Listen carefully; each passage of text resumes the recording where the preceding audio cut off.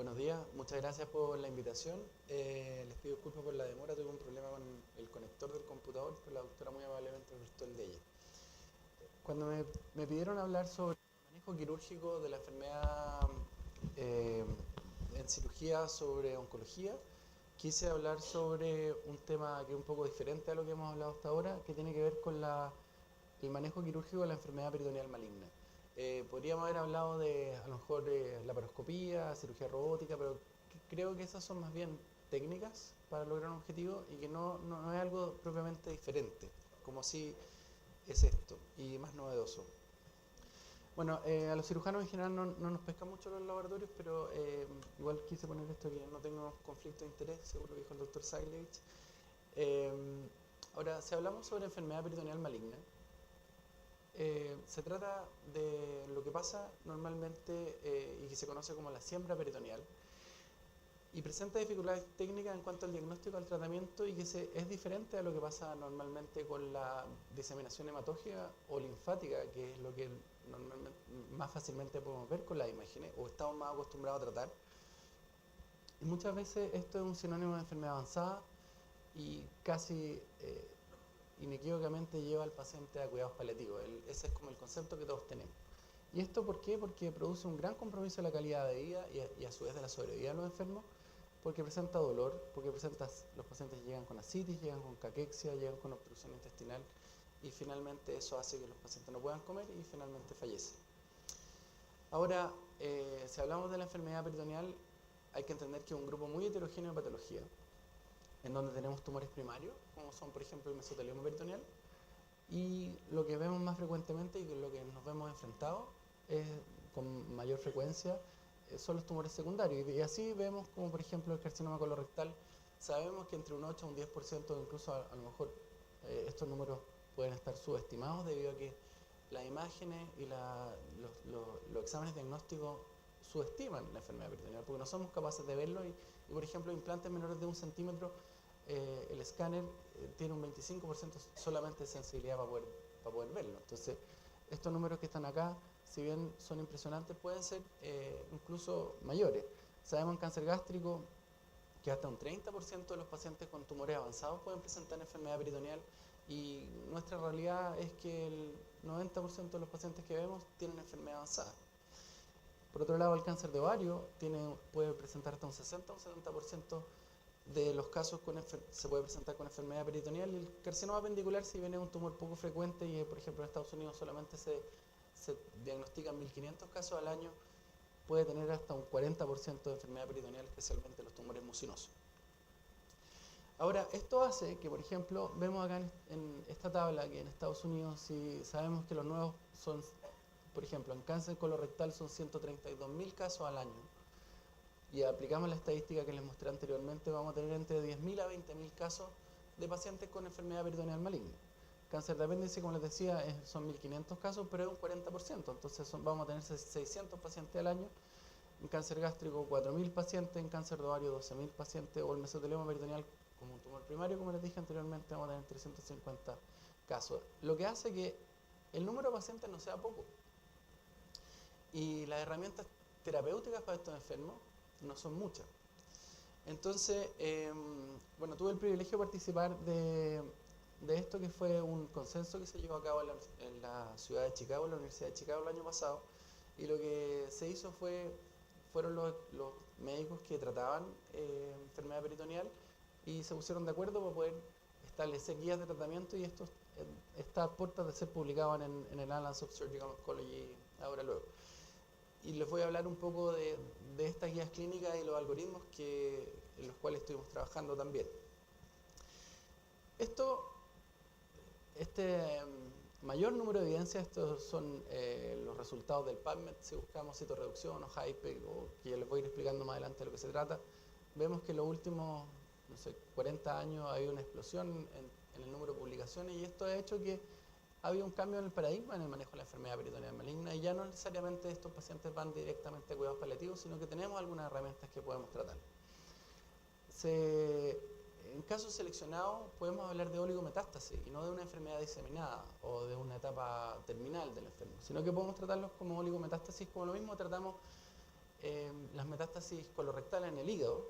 o las metástasis colorectales en el pulmón, en donde podemos ir y resecar esta enfermedad. Este es el concepto nuevo en relación a la carcinomatosis o la metástasis peritoneal. Y en ese sentido tenemos dos pilares de tratamiento, en donde la primera, y yo diría que es la más importante, es la cirugía de citorreducción, y después, sumado a esto, la mayor parte de las veces van de las dos de la mano, hacemos quimioterapia intraperitoneal hipertérmica, que quiere decir aplicar en la cavidad peritoneal, quimioterapia a temperatura alta, que es alrededor de 42 grados, por un periodo determinado de tiempo. Ahora, esto no es para todos los pacientes, y esto es un concepto muy importante que tenemos que entender y que tiene que ver con factores del paciente, factores de la enfermedad y factores técnicos que nos va a hacer tomar la decisión de decir a este paciente sí lo voy a tratar en forma agresiva, sí vamos a tratar esto como una enfermedad poligometastásica y no como algo diseminado. Entonces, si lo miramos desde el punto de vista de factores del paciente, se da un paciente que esté en buenas condiciones generales, que tenga un buen performance status, que tenga un bajo riesgo anestésico, que no tenga comorbilidades descompensadas, que lamentablemente muchas veces los pacientes que llegan en esta etapa los vemos no muy bien, ¿cierto? Sin una comorbilidad grave y una buena condición psicosocial para poder enfrentar este tratamiento. Factores de la enfermedad, por supuesto, que no tenga enfermedad extraperitoneal, y yo diría dentro de todo esto lo más importante es la histología y la biología tumoral de la enfermedad. Es distinto tratar una carcinomatosis peritoneal o metástasis peritoneales en un cáncer de páncreas que en un cáncer de apéndice. Esas son patologías totalmente diferentes. Que tengamos baja o moderada carga tumoral, y eso lo vamos a ver a través del índice peritoneal, que les voy a explicar más adelante de qué es lo que se trata. Y de factores técnicos, que es lo que nos compete a nosotros los cirujanos, que tenga escasa enfermedad mesentérica, porque es muy difícil poder resecar el mesenterio, que tengamos una alta probabilidad de citorreducción completa, es decir, que el paciente que es R0 o CC0, como se dice en la cirugía peritoneal, que también les voy a explicar de lo que estamos hablando, que no tengamos que hacer grandes resecciones intestinales para evitar problemas como el síndrome de intestino corto, y que tengamos una morfología o una histología favorable, es decir, los pacientes con enfermedad mucinosa tienen mejor pronóstico y se ven mejor beneficiados con estas terapias que los pacientes que tienen tumores no mucinosos. En ese sentido me gustaría hablar un poco, como marcar un concepto que es el pseudomixoma peritoneal. Esto es algo que todo el mundo o mucha gente habla, pero hay que entender que el pseudomixoma peritoneal es solamente una entidad semiológica. Decir pseudomixoma peritoneal es como decir dolor abdominal, como decir fiebre. ¿Qué es lo que quiere decir? Que hay mucina en la cavidad peritoneal, y como les dije antes, es muy diferente tener un pseudomixoma peritoneal de origen pancreático o de origen apendicular. Y en ese mismo sentido, la misma clasificación para los tumores apendiculares con compromiso peritoneal es muy compleja y habla de mucina acelular. Me gustaría que, no sé si hay algún patólogo acá, que habla de enfermedad peritoneal de bajo grado o de alto grado o con célula anillo 6. O sea, se dan cuenta que la clasificación es un poquito más compleja que solamente hablar de pseudomixoma peritoneal. Por lo tanto, en general, si no queremos hablar de algo semiológico, no usemos este concepto y usemos términos que son más técnicos, que son los que ven acá atrás. Esto es como una cruzada que tengo yo de tratar de que entendamos un poco de qué es lo que se trata este concepto, y es un poco lo que pasa cuando la gente en Chile va a la playa y ve este animal y lo primero que dice es una tonina. Para que ustedes sepan, esto es un delfín austral y la tonina esta. No tiene nada que ver, pero todo el mundo no sé por qué le dice tonina al delfín. Bueno, pero es un poco lo mismo, o sea, hay que ser exactos en las cosas que estamos hablando, por favor, porque si no, eso tiene implicancia en el pronóstico y tiene implicancia en el manejo. Ahora, para hablarle un poco de la cirugía peritoneal y qué es lo que hacemos, voy a tratar de mostrarles bastante sencillo en qué consiste. Lo primero que hacemos es que tratamos de calcular el índice peritoneal. Esto se puede hacer por escáner, por resonancia, pero sabemos que las imágenes tienen limitaciones en la enfermedad peritoneal, por lo tanto muchas veces echamos mano a una laparoscopía, que consiste en meter una cámara dentro de la cavidad peritoneal y poder tener una idea de cuánta es la carga de enfermedad que tenemos. Entonces, el índice peritoneal, que esto fue algo impuesto por el Dr. Sugar Baker en Washington, lo que hace es que divide la cavidad peritoneal en 13 segmentos, de los cuales ven esta cuadrícula más zonas del mesenterio, y le pone un puntaje que va de 0 a 3, por lo tanto podemos tener el score va de 0 a 39, Y cómo le ponemos el puntaje tiene que ver con el tamaño de las lesiones que vemos en la cavidad peritoneal. Entonces, esto lo más fácil de hacerlo es por vía laparoscópica, como les decía, o al momento de la cirugía definitiva, y con eso podemos tener un cálculo del índice peritoneal. Ahora, ¿por qué esto es importante? Porque, como les decía anteriormente, este es un trabajo que publicó el Gustave Roussy, y muchas de las publicaciones en relación a la enfermedad peritoneal van a ver este tipo de gráficos, que quiere decir que muestra que los pacientes que tienen un menor índice peritoneal tienen mejor pronóstico. O sea, así de sencillo, y eso es bastante lógico. Ahora, ¿cómo hacemos la cirugía? La peritonectomía radical, que es sacar todo el peritoneo, que a muchos les cuesta entender, pero lo que hacemos es que hacemos una incisión y entramos no directamente a la cavidad peritoneal, sino que nos vamos por un plano preperitoneal, y así constituimos, en el caso de que sea necesario hacer una peritonectomía radical, muchas veces vamos y solamente sacamos la enfermedad, pero si es que hay que hacer una peritonectomía radical, se puede hacer.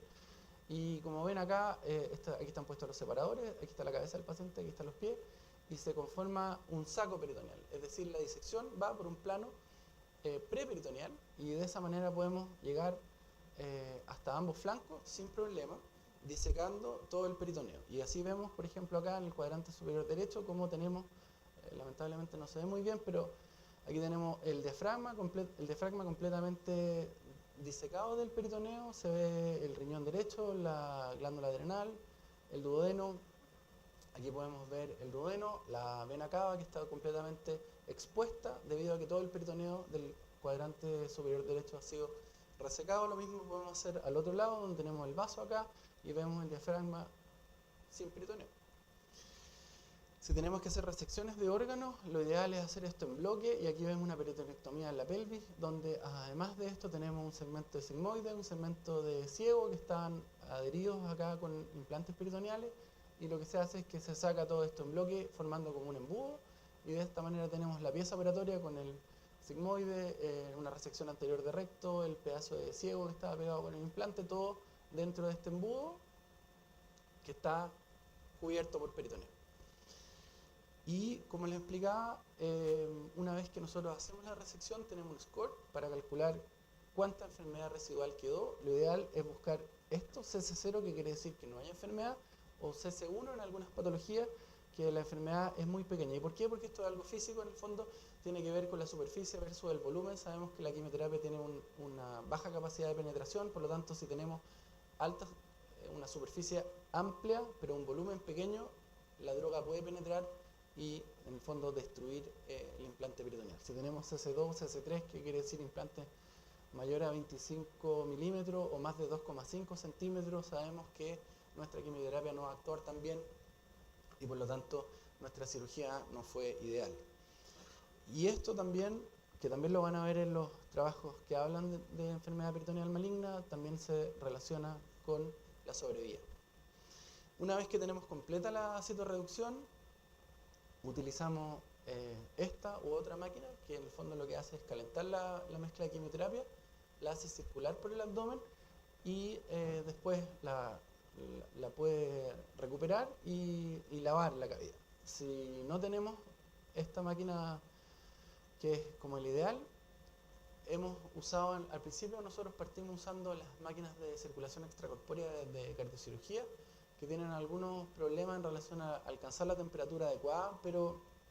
se puede hacer, y así fue como hicimos el primer caso en Chile, que está publicado, utilizando una máquina de circulación extracorpórea. Hoy en día en el hospital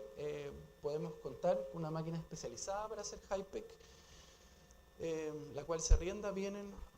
ponen todos los insumos, hacemos el procedimiento y después la máquina se la lleva. Entonces, ¿cuál es la ventaja? Que la hipertermia produce una vasodilatación de los tejidos, permite una mejor penetración de la quimioterapia,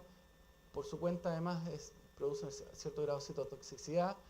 y al usar la quimioterapia dentro del peritoneo podemos tener menos efectos adversos, tenemos mejor penetración de las drogas, como les decía, evitamos la membrana o la barrera entre el peritoneo y el tumor,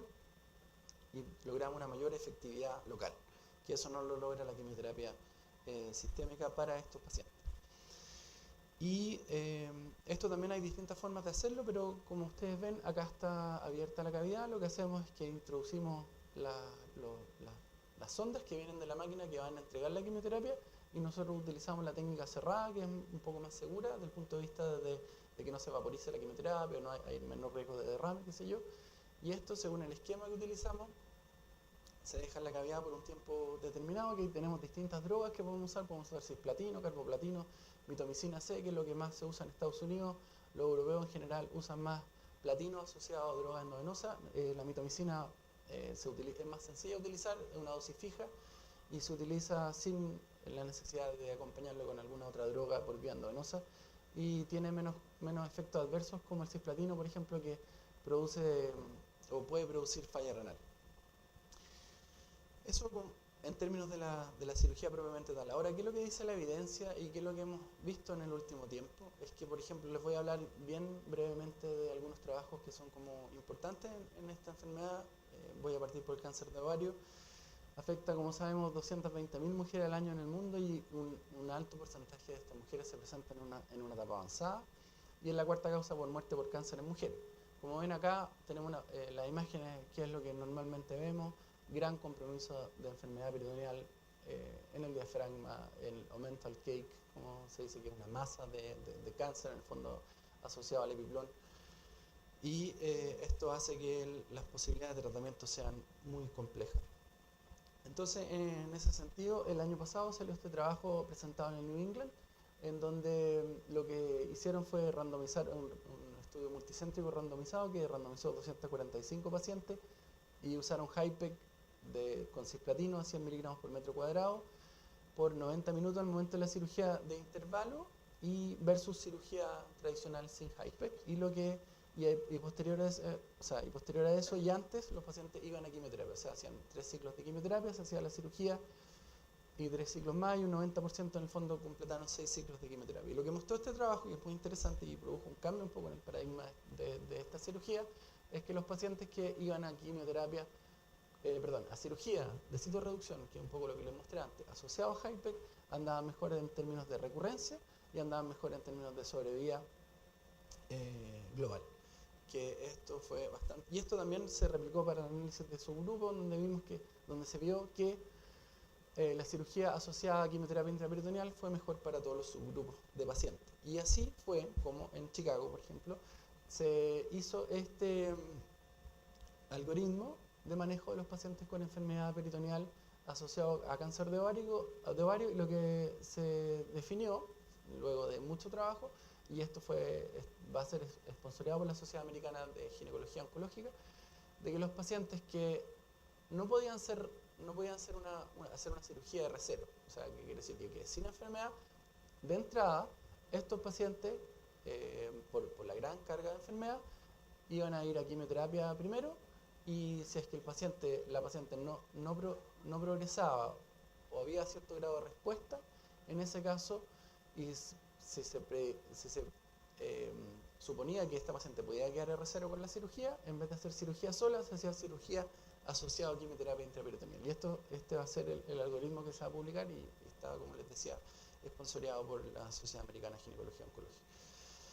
Ahora, en cáncer colorectal,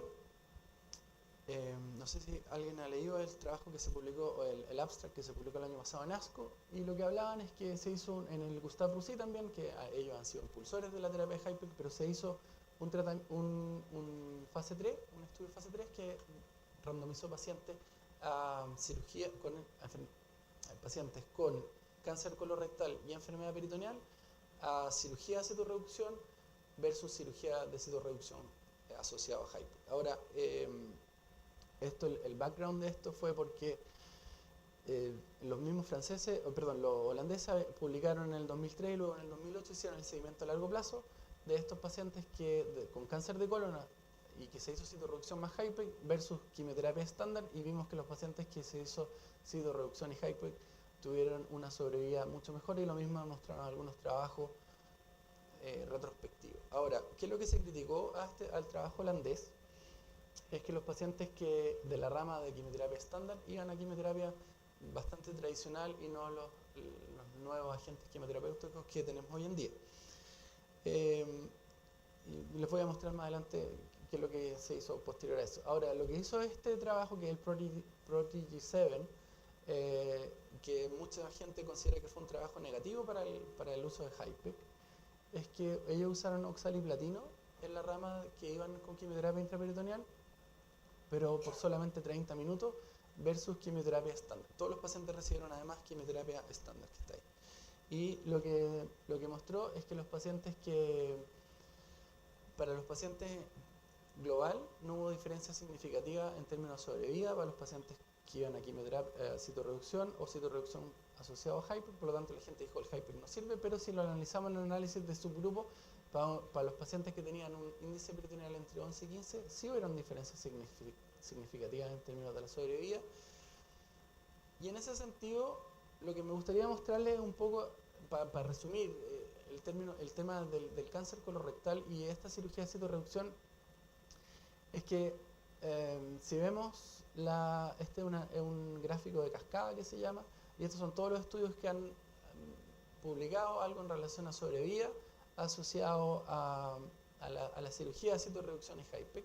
y lo comparamos con la línea amarilla, que es terapia FOLFOX o FOLFIRI, que es como la terapia convencional, y la que gente decía, claro, es mucho mejor la citorreducción y el HIPEC, porque solamente se comparó con FOLFOX, y hoy en día tenemos bevacizumab, etc. Pero si vemos la línea punteada, esto es como el promedio de mediana sobrevida de los pacientes que tienen FOLFOXIRI, que es la última línea de tratamiento asociado a bevacizumab o Avastin, y vemos que en el último tiempo los estudios de citorreducción y HIPEC demuestran mejor sobrevida que solamente dar quimioterapia. También hay que entender que muchos de los pacientes que entran en estos trials de quimioterapia en enfermedad avanzada, los pacientes con enfermedad peritoneal están poco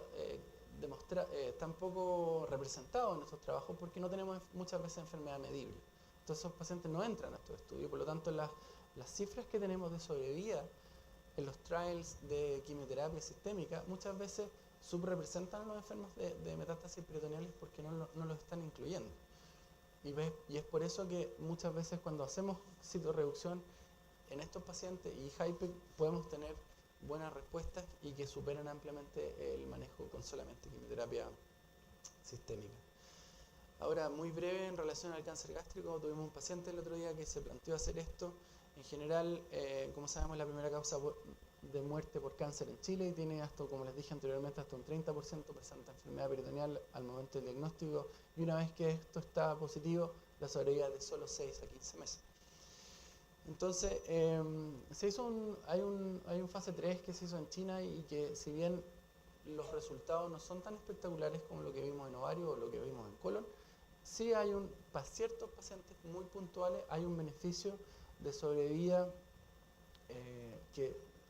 para estos pacientes que son sometidos a tratamiento. Ahora hay que ser cauto porque no todos los pacientes son iguales. Este es un trabajo que se hizo en Francia, que es un multicéntrico, pero es retrospectivo, y como vemos, también hay cierto grado de beneficio en la sobrevida para los pacientes con cáncer gástrico y enfermedad peritoneal, pero solo si estos pacientes tienen un índice peritoneal bajo, es decir, muy poca enfermedad. Son en general pacientes con tumores sincrónicos, no son pacientes que nosotros lo operamos de cáncer gástrico y al año hacen carcinomatosis peritoneal. Sabemos que esos pacientes son enfermos diferentes y que evolucionan distinto desde el punto de vista de la biología tumoral, y muchas veces esos enfermos no son candidatos a esto. Pero si tenemos un paciente que tiene una enfermedad sincrónica peritoneal, sin metástasis extraperitoneales, que tiene un índice peritoneal bajo y que sabemos que puedo, desde el punto de vista quirúrgico, dejarlo sin enfermedad, estos serían los pacientes que sí se podrían beneficiar, distinto a lo que presentaba el MD Anderson, que casi que le hacían HIPEC y quimioterapia y citorreducción a todos los enfermos. Creo que eso es un poco doblar un poco la mano más allá de lo que nosotros tenemos que hacer, y puede traer más problemas que beneficios. Y esto es lo que se hizo, de nuevo, lo que se planteó en Chicago, y como ven, los pacientes que se presentan con enfermedad peritoneal, sincrónico con cáncer gástrico, que van a quimioterapia estándar por 6 meses y muestran enfermedad estable o algún grado de mejoría, pudiesen ser candidatos, si tienen bajo índice peritoneal, a una citorreducción,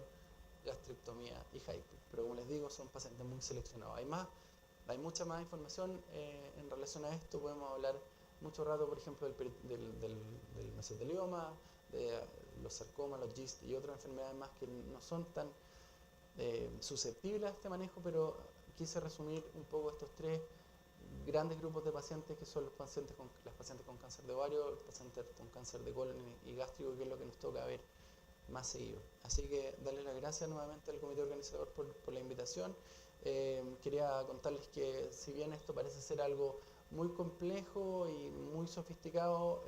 en el hospital tenemos la posibilidad de hacer este manejo, y si alguien tiene la sospecha de un paciente que pueda ser candidato, por favor no duden en escribirnos, y nosotros encantados los podemos ver en nuestro policlínico. Y si alguien también tiene algún paciente hospitalizado que crean que pueda ser candidato a esto, nosotros estamos abiertos a recibir a cualquier tipo de paciente. Muchas gracias.